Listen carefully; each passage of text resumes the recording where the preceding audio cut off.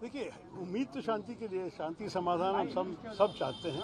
आपको पता है कि इस युद्ध के कारण हमारे देश पे काफ़ी असर पड़ा और हमारे भारत के रसोई पे भी असर पड़ा है। तो हमारे इंटरेस्ट क्या है?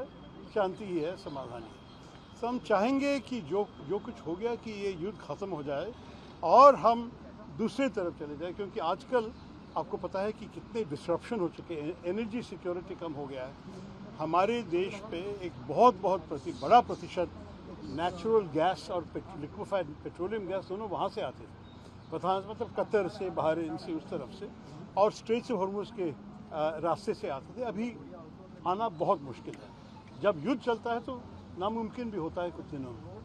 दूसरी बात यह है कि हमारे करीब 1 करोड़ लोग पड़े हैं गल्फ़ राज्यों में, गल्फ़ देश में, और उनकी जो सिक्योरिटी, उनकी सुरक्षिता के बारे में अगर आप सोचेंगे तो युद्ध चलना उनके इंटरेस्ट में नहीं है और उनके काम में भी कुछ असर पड़ेगा। शायद कुछ लोग अपने काम को नष्ट करेगा, लॉस हो जाएगा। तीसरी बात यह है कि जो कुछ वहाँ से आते हैं उसके उपयोग हमारे सिर्फ रसोई में नहीं, और ढाबा भी बंद हो रहे हैं, रेस्टोरेंट्स में तकलीफ हो रही है, वो सब छोड़ दो।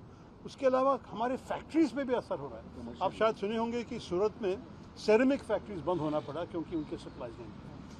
हीलियम आते हैं वहाँ से, सल्फ़र आते हैं, फर्टिलाइज़र हमारे कृषकों के, हमारे किसानों के लिए। तो ये सब अगर आप देखेंगे, इस युद्ध का ख़त्म होना हमारे पूरे देश के हित में है।